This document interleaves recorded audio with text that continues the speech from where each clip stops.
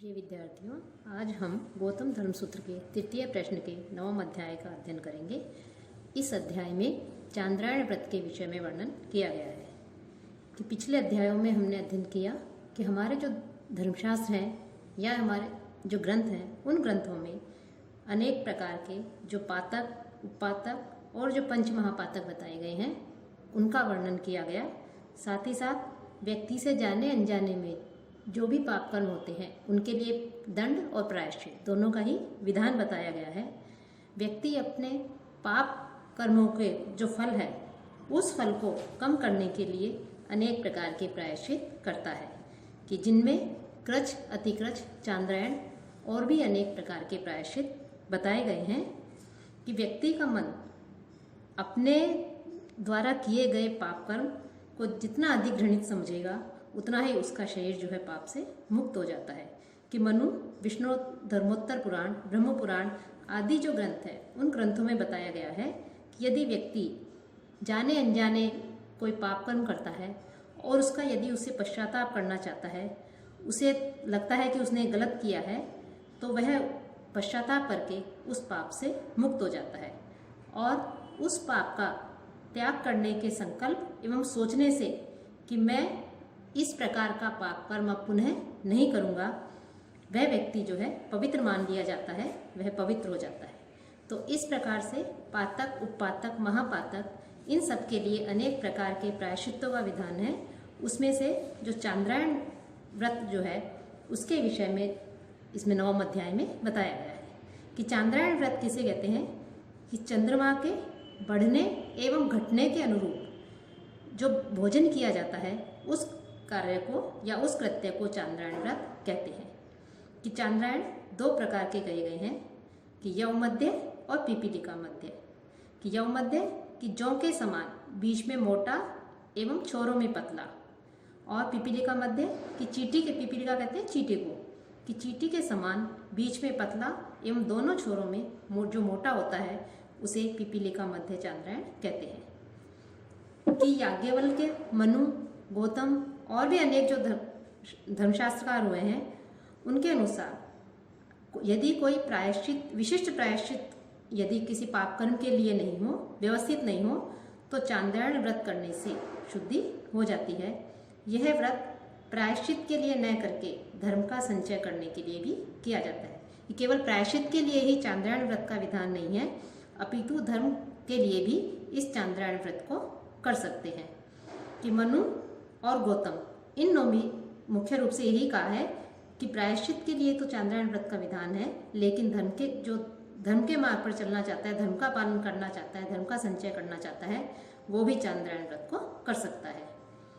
कि गौतम और वशिष्ठ ने कृच, अतिकृच एवं चांद्रायण सभी पापों के लिए समान प्रायश्चित बताए गए हैं। कि चांद्रायण व्रत में जो यव मध्य कहा है उसका अर्थ है कि जो प्रत्येक मास का जो शुक्ल पक्ष होता है उस शुक्ल पक्ष के प्रथम दिन, पहले दिन एक ग्रास या एक कोर भोजन किया जाता है। कि जैसे चंद्रमा की एक कला होती है उसी प्रकार से एक कोर भोजन किया जाता है। दूसरी तिथि को चंद्रमा की 2 कलाएं हो जाती हैं तो 2 ग्रास या 2 कोर भोजन किया जाता है, तीसरी तिथि को 3। इस प्रकार से बढ़ते बढ़ते जब पूर्णिमा आती है तो पूर्णिमा के दिन 15 ग्रास का भोजन किया जाता है। और इसके उपरांत जब कृष्ण पक्ष शुरू होता है तो उस कृष्ण पक्ष के प्रथम दिन 14 ग्रास या 14 कोर व्यक्ति भोजन ग्रहण करता है और दूसरे दिन 13 ग्रास। इस क्रम से वो एक एक कोर जो है कम करता जाता है और चतुर्दशी को, कृष्ण पक्ष की चतुर्दशी को 1 ग्रास का भोजन किया करता है और अमावस्या के दिन पूर्ण उपवास किया जाता है। यहाँ पर जो मास बताए गए हैं उन मासों के मध्य में ग्रासों की अधिकतम संख्या होती है, अतः यह यव मध्य है। कि जो मास का जो मध्य भाग है उसमें अधिकतम संख्या बताई गई है कि जो उसमें इस प्रकार से भोजन करने एक एक ग्रास पहले तो बढ़ाया जाता है और बाद में जो है एक एक ग्रास कम किया जाता है, अतः यह यव मध्य कहा गया है। क्योंकि उस दिन पूर्णमासी होती है, चंद्रमा पूर्ण रहता है और इसके उपरांत चंद्रमा छोटा होने लगता है। यहाँ व्रत के बीच जो पूर्णमासी है वो व्रत के बीच में ही आती है। यदि कोई कृष्ण पक्ष की प्रथम तिथि को व्रत प्रारंभ करता है तो वह 1 ग्रास कम कर देता है, अर्थात केवल 14 ग्रास खाता है। इसी प्रकार ग्रासों की कमी करता जाता है और कृष्ण पक्ष की चतुर्दशी को ही वह 1 ग्रास खाता है और अमावस्या को जो है वो भोजन नहीं ग्रहण करता, उपवास करता है। इसके उपरांत शुक्ल पक्ष के प्रथम दिन, शुक्ल पक्ष जब प्रारंभ होता है तो उसके प्रथम दिन 1 ग्रास भोजन लेता है। इस प्रकार बढ़ाता बढ़ाता पूर्णमासी के दिन 15 ग्रास खाता है। इस प्रकार से यह चांद्रायण व्रत के विषय में कहा गया है और व्रत के मध्य में एक भी ग्रास नहीं होता, अर्थात अधिक ग्रासों की संख्या आरंभ एवं अंत में होती है। इसी से यह पिपीलिका मध्य कहा जाता है कि पिपीलिका मध्य चांद्रायण जो है उसमें एक आरंभ एवं अंत में अधिक ग्रासों की संख्या होती है, मध्य में जो है एक भी ग्रास भोजन ग्रहण नहीं किया जाता, इसीलिए इसे पिपीलिका मध्य कहते हैं। कि कृष्ण पक्ष के प्रथम दिन 15 ग्रास और आगे एक एक ग्रास कम करके अमावस्या के दिन 1 ग्रास, तब शुक्ल पक्ष के प्रथम दिन 2 ग्रास और आगे एक एक ग्रास या कोर अधिक करके शुक्ल पक्ष की चतुर्दशी जो तिथि होती है उस तिथि को 15 ग्रास और पूर्णिमासी को पूर्ण उपवास। तो इस प्रकार से यह चांद्रायण व्रत के विषय में कहा गया है कि चांद्रायण व्रत के वर्णन करने के साथ ही यहाँ पर जो गौतम धर्म सूत्र का तृतीय प्रश्न का जो 9वां अध्याय है इसमें बताया गया है कि अथ चांद्रायणम, कि अब हम चांद्रायण का वर्णन करेंगे। कि ये हमने चांद्रायण के विषय में संक्षेप में जाना। अब जो गौतम धर्म सूत्र में कहा गया है कि चांद्रायण व्रत किस प्रकार से होता है तो उसके लिए वर्णन कर रहे हैं कि अब हम चांद्रायण व्रत का वर्णन करेंगे। तस्य उक्ते विधि कृच्छ, कि जो कृच्छ व्रत के लिए जो जिसके जैसा कि हमने पिछले अध्याय में अध्ययन कर चुके हैं, तो कृच्छ के लिए जो सामान्य नियम बताए गए हैं वो नियम चांद्रायण व्रत में भी होते हैं। वपनम व्रतम चरेत, कि चांद्रायण प्रायश्चित जो करना चाहता है, चांद्रायण व्रत जो करना चाह रहा है वो अपने केशों का मुंडन करवाए, अर्थात केशों को कटवाए। और जो पूर्णमासी है उस पूर्णमासी के एक दिन पहले वो उपवास करे। कि पूर्णमासी से जो चांद्रायण व्रत का अपना प्रारंभ कर रहा है तो पूर्णमासी से एक दिन पहले वो उपवास करे और आप्यास्व समते पयांसी नवो नव, इस मंत्र से जल का तर्पण करे, घृत का हवन करे, हवि का अनुमंत्रण करे एवं चंद्रमा की पूजा करे। और यद देवा देवेडनम आदि जो ऋचाएं बताई गई हैं, इन 4 ऋचाओं का उच्चारण करते हुए आज्य की आहुति प्रदान करें। देवक्रतस्येति चांते समिद्भिः, और जब आज्य होम करें तो उस होम के उपरांत देवक्रतस्य आदि जो मंत्र बताए गए हैं उन मंत्रों से समिधाओं का हवन करें। और प्रत्येक चांद्रायण व्रत में जो ग्रास ग्रहण कर रहा है, जो एक एक कोर वो भोजन के रूप में ग्रहण कर रहा है, उसको ग्रहण करते समय मन में इस प्रकार के मंत्रों का वो जप करे कि ओम भू भुवः स्वः तपः सत्यम यशः श्री उंगिण ओजस तेजस वर्चस पुरुष धर्मः शिवः इति। इस प्रकार से ये जो मंत्र बताए गए थे ओम भू भुवः आदि, इन मंत्रों का वो मन में जाप करे चांद्रायण व्रत के समय। साथ ही साथ नमः स्वाहा इति वा सर्वान, नमः स्वाहा कहकर जो ग्रास बताए गए हैं उन सभी ग्रासों को वो अभिमंत्रित करे।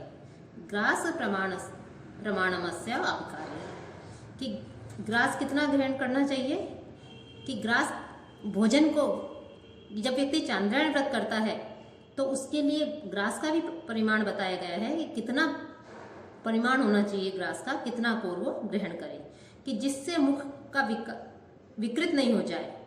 इस उतना ही जो है वो उतने ही परिमाण का ग्रास होना चाहिए, उतने ही परिमाण का वो ग्रास ग्रहण करे। कि अर्थात यहाँ गौतम का कहना है, महर्षि गौतम का कहना है कि ग्रास इतना बड़ा होना चाहिए कि खाते समय मुख की आकृति न बिगड़े। जो याज्ञवल्क्य हैं उन्होंने एक ग्रास को, जो मोरनी होती है, मयूरी होती है, उसका जो अंडा होता है उसके बराबर बताया गया है। महर्षि पराशर ने मुर्गी के अंडे के बराबर तथा शंख ने हरा जो आंवला होता है उसके बराबर जो है उसका परिमाण बताया गया है कि इतना ही जो है भोजन एक कोर के रूप में लिया जा सकता है। कि गौतम के ने जो आकार बताया है कि जिससे मुख की आकृति नहीं बिगड़े, यह आकार जो के विषय में जो याज्ञवल्क्य हैं उन्होंने मिताक्षरा में कहा है कि इस आकार को जो बच्चे हैं या जो युवा है उनके लिए इतना आकार ठीक है। और साथ ही साथ याज्ञवल्क्य ने यह भी कहा है कि अन्य प्रकार के जो आकार हैं उनको व्यक्ति के शक्ति के अनुरूप ही विकल्प के रूप में लिया जाता है, कि जितनी व्यक्ति की शक्ति हो उसके अनुरूप ही जो है उसको भोजन के ग्रास को ग्रहण करना चाहिए। तो इस प्रकार से यहाँ पर भोजन के विषय में बताया, कोर के विषय में बताया है कि कितना कोर जो है ग्रहण करें। और जो भिक्षा में प्राप्त अन्न है, सत्तू है, कर्ण, यावक, शाक, दूध, दही, घी, मूल, फल, उदक, ये हवियां हैं। और उनमें पहले वाले से बाद वाला जो है क्रमशः अधिक उत्तम बताया गया है। इनमें से जो है बाद वाला अत्यधिक श्रेष्ठ होता है। साथ ही साथ ये कहा है, महर्षि गौतम का कहना है कि पूर्णमासी के दिन 15 ग्रास खा करके मास का जो कृष्ण पक्ष आता है उस कृष्ण पक्ष में प्रतिदिन एक एक ग्रास कम करता जाए। कि यहाँ पर चांद्रायण व्रत कैसे किया जाए उसके लिए बता रहे हैं। जैसा कि हम पहले देख चुके हैं कि पूर्णमासी के दिन 15 ग्रास खाए जाएं और उसके बाद जो कृष्ण पक्ष है उसमें प्रतिदिन एक एक ग्रास, एक एक कोर कम करता जाए। और जब अमावस्या आए, कि 13वें सूत्र में कहा है कि अमावस्यायाम उपोष्य एकोपचयन पूर्व पक्षम, कि अमावस्या के दिन उपवास करें। कि पूर्णमासी के दिन तो 15 ग्रास खाए और उसके बाद प्रतिदिन एक एक ग्रास कम करता जाए और अमावस्या के दिन उपवास करे। और जो शुक्ल पक्ष है उस शुक्ल पक्ष में प्रतिदिन एक एक ग्रास बढ़ाता जाए। कि कृष्ण पक्ष और शुक्ल पक्ष, ये दो पक्ष बताए गए हैं मास में हमारे शास्त्रों में, जिसके विषय में हमारे गौतम ये धर्मशास्त्र का ही जो ये 3rd पेपर है उसमें बताया गया है धर्म सिंधु आदि में। तो इस प्रकार से एक एक ग्रास को बढ़ाता जाए। विपरीतम एकेशाम, कुछ आचार्यों के अनुसार इसके विपरीत होना चाहिए कि प्रतिदिन पहले तो ग्रास बढ़ाए और उसके बाद जो है ग्रासों की संख्या कम करता जाए। एवं चांद्रायणो मास, इस प्रकार से ये चांद्रायण मास होता है। चांद्रायण व्रत इस प्रकार से किया जाता है। इसमें आहुति बताई गई है कि किस प्रकार से आहुतियां डाली जाए। प्रत्येक ग्रास के साथ मन में निम्न शब्दों में का पाठ किया जाता है, ओम भू भुव स्वः आदि, और या सभी शब्दों का पाठ करके नमः स्वाहा यह कह करके जो है किया जाता है। और इसके पश्चात एवं आप्त्वा विपापमा सर्वम एनो हंति, जो इस प्रकार से इस चांद्रायण व्रत को पूरा कर लेता है वह सभी पापों से मुक्त और सभी दोषों से शुद्ध हो जाता है। और उसके जितने भी पाप हैं, दुष्कर्म हैं, उन सब दोषों से वो नष्ट हो जाते हैं, वो मुक्त हो जाता है। और जो 2 मास तक इस व्रत का पालन करता है, द्वितीयम आप्त्वा 10 पूर्वान 10 परान आत्मानम च एकविंशम पंक्ति च पुनाति, जो 2 मास तक इस चांद्रायण व्रत का पालन करता है उसके लिए धर्मशास्त्रों में कहा गया है, महर्षि गौतम का कहना है कि वह स्वयं को तो पवित्र करता ही है, साथ ही साथ अपने पहले की 10 पीढ़ियों और बाद की 10 पीढ़ियों, इस प्रकार से 10-10 पीढ़ियों को भी वो पवित्र करता है। और पवित्र करने के साथ ही 1 वर्ष व्यतीत करने वाला, अर्थात इस प्रकार से चांद्रायण व्रत के ऊपर निर्भर रहने वाला 1 वर्ष तक चांद्रायण व्रत करने वाला व्यक्ति जो है वो मृत्यु के पश्चात जो चंद्रलोक है उस लोक में निवास करता है। तो इस प्रकार से यहाँ जो महर्षि गौतम है उन्होंने अनेक प्रकार के जो पाप हैं, उपातक, महापातक, पातक, उनके विषय में अनेक प्रकार के प्रायश्चित्तों का वर्णन करते हुए, कृच का वर्णन करते हुए जो चांद्रायण व्रत है, चांद्रायण जो प्रायश्चित है उसके लिए भी कहा गया है कि किस प्रकार से इस व्रत को करना चाहिए और इसमें किस प्रकार के मंत्रों का उच्चारण करना चाहिए। और इस व्रत को केवल प्रायश्चित के लिए ही नहीं अपितु धर्म संचय करने के लिए भी किया जा सकता है। तो इसके विषय में भी जो है हमारे धर्मशास्त्र